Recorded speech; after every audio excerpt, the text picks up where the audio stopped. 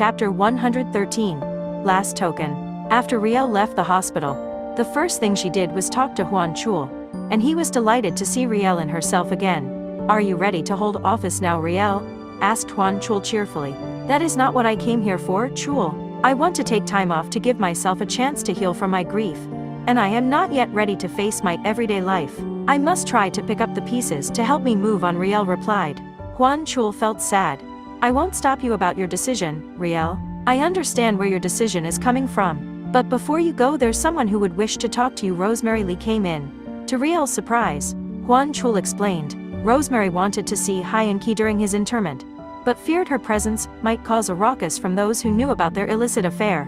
And of course, from my parents. Regarding her own grief, she decided to leave as they were until he was buried. Then Rosemary approached Riel in all humility to apologize. "I am so sorry for having caused trouble in your married life, for not giving way to your request to return Hyun to you. I was selfish, and considering how Hyun succeeded in separating me from my family, I told myself, why should I let him go back to you? I didn't even consider your situation back then. But I was so guilty when I learned that you died with your son, Hyan's son. I thought of leaving him because of guilt, but he insisted on living with him, since you were already gone. But when you showed up, much to my surprise, Hyun just left me, and threw me away like a useless rag doll. With just a flick of his finger, I was so angry at him. But what right did I have over him? I wanted to take revenge on him for dumping me. But instead, I let him go because I learned to love him. I felt so bad when you petitioned for a legal separation. Watching him silently, I could feel his pain and burden for having him legally separated from you for his greed. I know my apology was already too late, but I must ask for your forgiveness before I leave this town for my peace and yours, Riel," Rosemary said with all humility. Riel said in a marked strong tone, "I genuinely hope we'll never cross paths, and I may have forgiven you, but I can never forget what you have done." "Goodbye, Mrs. Lee," Huan Chul interrupted, and explained. "Hyan-ki prepared something for Rosemary Lee. I want to tell you about this. Since you were Hyan's widow, Riel was never bothered, and she understood the situation." Huan Chul began. "Hyan-ki had entrusted this to me long after he left Rosemary to be with you, Riel. He wanted to alleviate the burden of guilt from his conscience, his guilt for ruining Rosemary's married life that caused the separation from her husband. I asked Hyun why he passed this burden to me, and all he said was, he had no face to settle this with Rosemary. And now that my brother is gone, it is best to resolve this with Rosemary in your presence, Riel," Huan Chul explained. Riel chose to be silent. She sat face to face with Rosemary, as Huan Chul brought a leather clutch bag from his locked drawer. Huan Chul continued, "I am giving this to you from my brother, Rosemary, to help you make a fresh start. All he wished was for your forgiveness, and start a new beginning." Rosemary was puzzled, and with furrowed brows, looked into the envelope, and was amazed at what was inside. With a sense of satisfaction traced on his smiling lips, Huan Chul said, "Here are the checks, worth $2 million that would help you start afresh. I wish you all the best."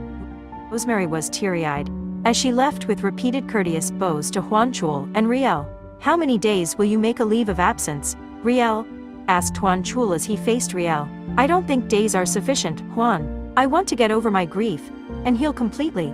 This will take some time, but I can't tell how long. I'll make sure to reach out to you when I am ready. I also request to manage my residence, house staff, and driver while I am gone, and take care of my 2 offices. I have no more time to speak with my office staff and Mrs. Echeverria, so please assist me on these matters. I am leaving the decision to you on who to appoint to substitute for me while I'm gone." Huan Chul sighed and said, "I felt more upset of you leaving than my brother's leaving me for good. But take time to heal. I hope you will return sooner, Riel." After meeting with Huan Chul, Riel gathered her house staff and security, and started handing over her home's responsibility while she was gone. "I would be leaving for a while, because as long as I stay here, it could not help me to heal. There is so much sorrow surrounding this house, and pain everywhere I look. So I must stay away for a while. I could not tell how long I would be out, but in the meantime, Huan Chul will visit this place to see that everything will be in good shape. I will give you extra money for a 6-month expenses. However, you will continue to receive your salaries monthly in the usual way. Huan Chul will handle all of that. All I expect from you is to take good care of my home. Can I count on you all?" Everybody positively answered in unison. Then one maid suddenly raised a question. "Ma'am, How about Ruby and the young master, Hyung-sik? Are you leaving the young master behind? Riel smiled and said, of course not. Ruby will go with us. Because of Hyung-sik, 2 maids were helping Riel prepare her luggage, while Ruby was getting all of Hyung-sik's things in a big suitcase.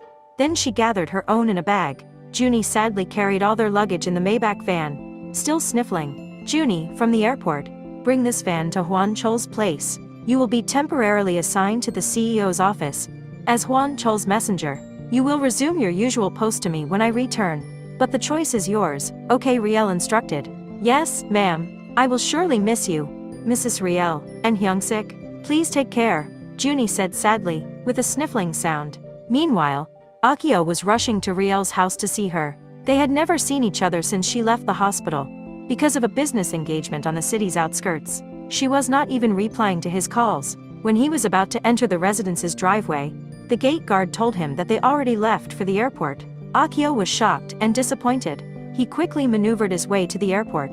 When Akio showed up, Riel, Hyung-sik, and Ruby were in the lounge waiting for their flight. Where are you going, Riel? Why didn't you answer my calls and texts? You are leaving without telling me. Akio was angry and disappointed. I need to be away for a while. Akio, she replied blankly. Without telling me? You'd leave just like that, feeling downcasted? Please, Akio, don't make a scene here. I'll go home to stay with mom. I need this. I have to be in a place where I can be at peace.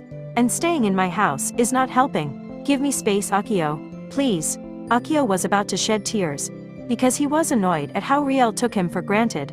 Why are you doing this to me, Riel? Could you tell me if you are driving me out of the picture? We should be helping each other, just like the way we did before. But look at what you are doing now. You're cutting me out of your life. Akio was getting frustrated. No, I'm not. Just this once, Akio. Let me be alone, just this once. Try to understand.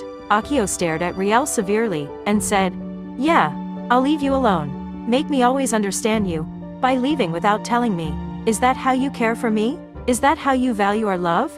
You can do as you wish without consulting or telling me about your plans. Because I will always understand. Is that it? Riel looked at Akio with pleading eyes. You should be the one who could understand me in the first place, Akio. It would help if you understood that I am still in pain and sorrow. Because I was abandoned twice, which was traumatizing and unbearable. I never asked nor wanted this thing to happen in my life. But it happened, which was why I couldn't move away from my grief, she pleaded. I'm so sorry. You felt I was useless during your grieving moments and could never help you move on. It was Hyun-ki who put you in this situation. And I should be the nearest person you could depend on to help you come out of your grief. Because I had never hurt you. Not even once. And now you considered me a burden to you? Is that it, Riel? That I could not do anything to alleviate that pain and burden you're going through right now? What am I to you then, huh? Akio and Riel became aware that they were beginning to hurt each other.